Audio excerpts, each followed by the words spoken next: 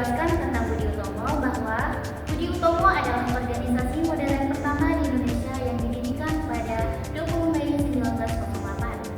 Pendiriannya menandai awal dari kebangkitan nasional dan pergerakan kemerdekaan Indonesia. Organisasi ini juga didirikan oleh para mahasiswa Stovia di Jakarta yang dipimpin oleh Dr. Sutomo. Dan ada pun tokoh penting lainnya yang terlibat dalam pendirian Budi Utomo, antara lain Gunawan Hamengkusumo dan Suradi. Nah, untuk pemahaman yang lebih lanjut dan lebih dalam, kita akan menanyakan beberapa pertanyaan kepada narasumber kita, Saudari Nadia Handayani. Selamat sore, Saudari Nadia Handayani. Ya, sore.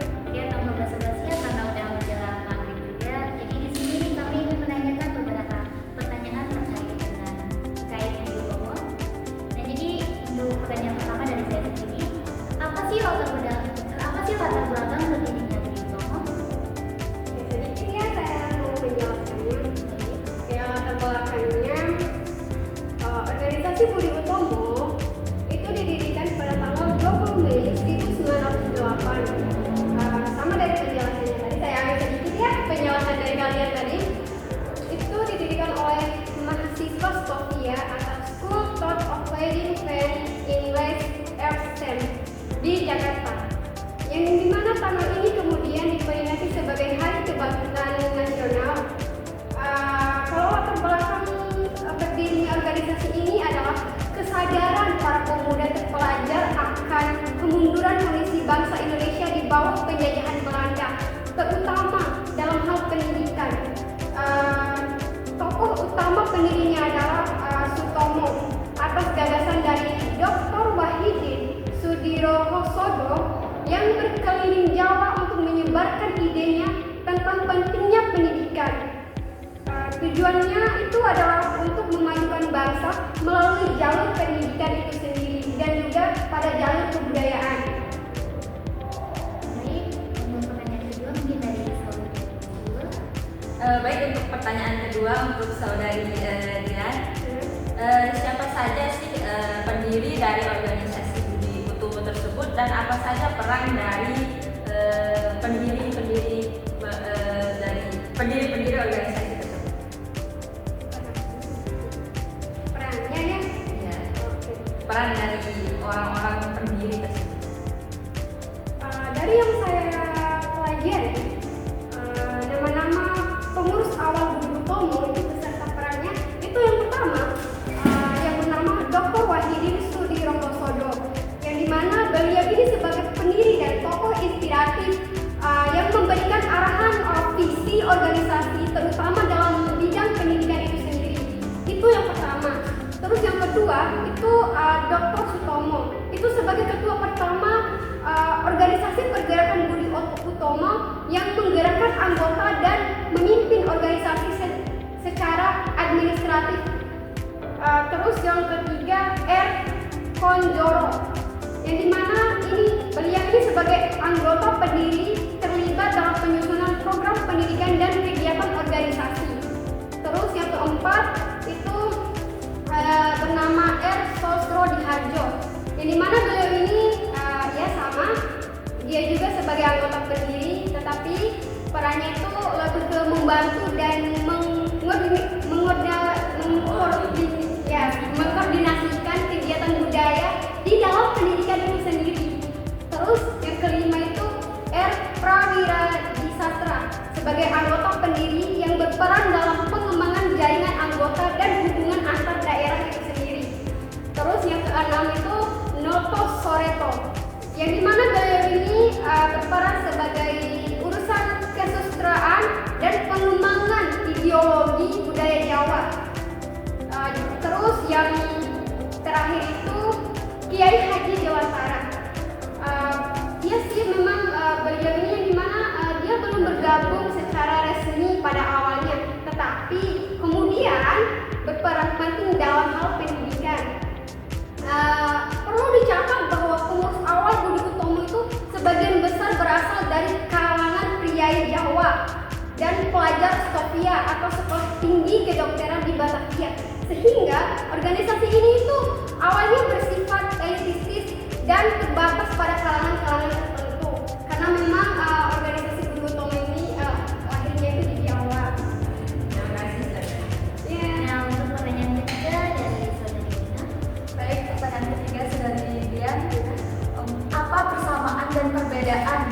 ideologi Budi Utomo?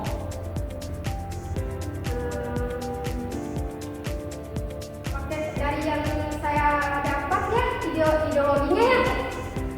Kalau persamaannya dengan organisasi yang lainnya itu, organisasi Budi Utomo itu adalah ideologi kebangsaan yang berfokus pada kemajuan sosial, ekonomi, dan kebudayaan melalui pendidikan dan pengajaran.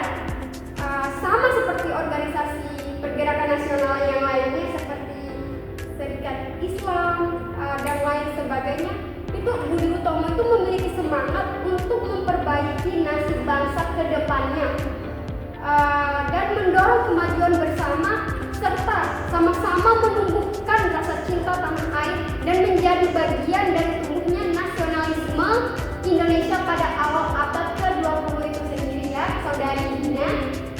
Terima kasih sudah dijawab. Ya, Oke, untuk pertanyaan selanjutnya, mengapa sih tanggal pendirian Budi Utomo diperingati sebagai Hari Kebangkitan Nasional? oke. Berdasarkan yang saya tulis kemarin itu, kalau organisasi Budi Utomo itu, dia tuh sebagai organisasi pergerakan nasional yang pertama didirikan karena organisasi ini tuh sebagai respon terhadap tuntutan kemajuan, yang dimana tuntutan kemajuan tersebut itu merupakan bentuk tanggapan terhadap penetrasi Barat beserta imperialisme dan kapitalismenya. Jadi mana ada juga yang dinamakan aspirasi nasional yang tidak hanya muncul sebagai reaksi terhadap isolasi ekonomis dan sosiokultural yang diakibatkan oleh politik kolonial Barat, tetapi juga sebagai upaya untuk mengangkat derajat dan martabat bangsa secara keseluruhan itu sendiri, saudari.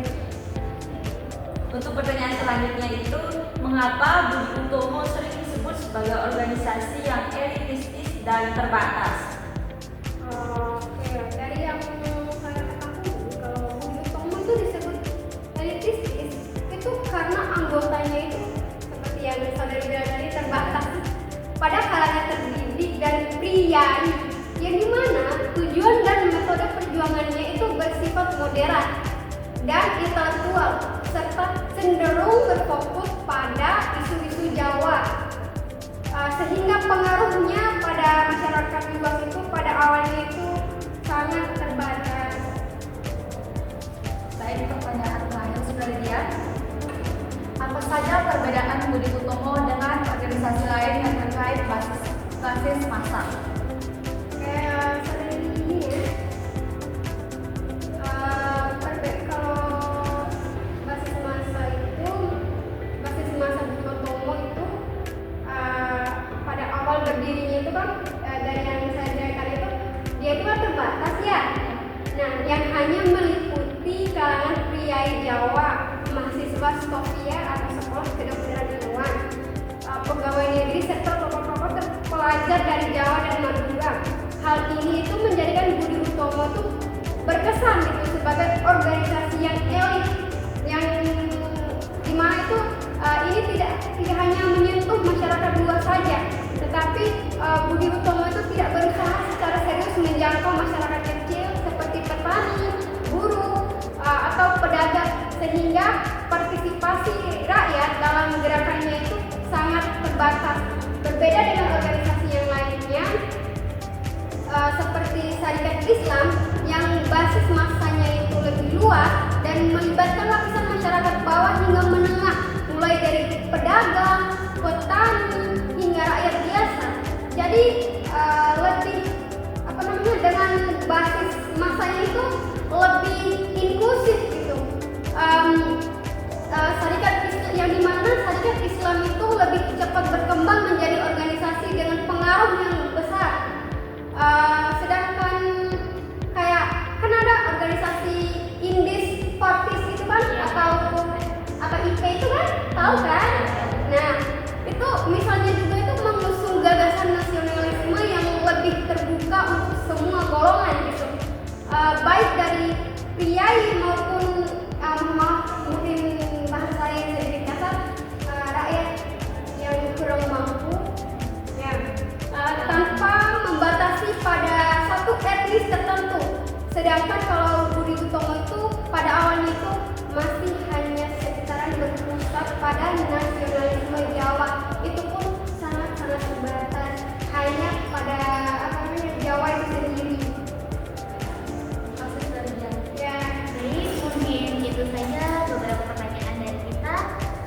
dan